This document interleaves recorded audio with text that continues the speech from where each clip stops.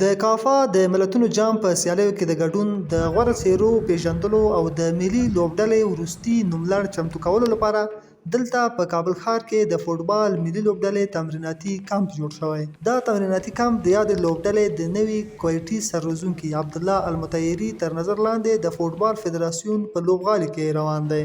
د یادې لوبډلې مرستیال روزونکی وایي دا کمپ د 8 ورځو راهیسې 40 لوبغاړو ته په لار اچول شوی او راتلونکی تمریني کمپ به په عربستان هیواد کې وي.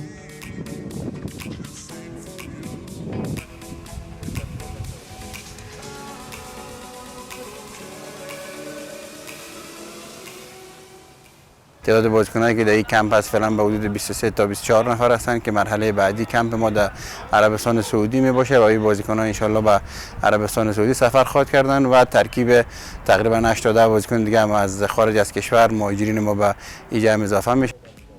ښاغلی حسني همداراز وایي چې د کافا د ملتونو جام په سیالیو کې به د هیواد ملي لوبډله د ایران او قرغیزستان لوبډلو سره لوبې کوي. شامل کشورهای ایران و قرقیزستان است که در گروه 3 تیمه خوردیم. امروز بازی داریم.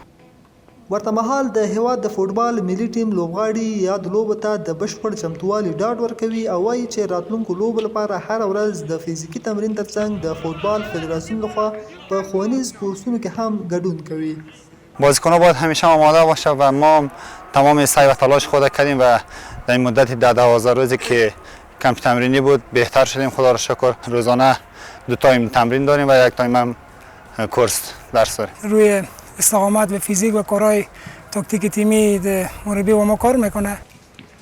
د یادې لوبډلې ګول ساتونکی ګلالۍ رحیمي بیا د یاد کمپ په تړاو وایي دا ډول تمریني کمپونه کولی شي چې لوبغاړي ذهنا او جسما لوبو ته چمتو کړي.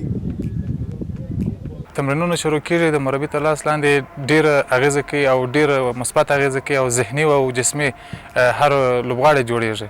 د یادونې وړ ده چې د مرکزي اسیا یعنې کافا د فوټبال سیالۍ د جون په 10مه نیټه په 2 ګروپونو کې د 7 لوبډلو په ګډون پیلېږي. په لومړي ګروپ کې چې په تاشکند کې به ترسره شي د ازبکستان، تاجکستان، ترکمنستان او عمان لوبډلې دي او د بشکک ښار په کوربتوب په 2م ګروپ کې قرغیزستان، ایران او افغانستان لوبډلې وي.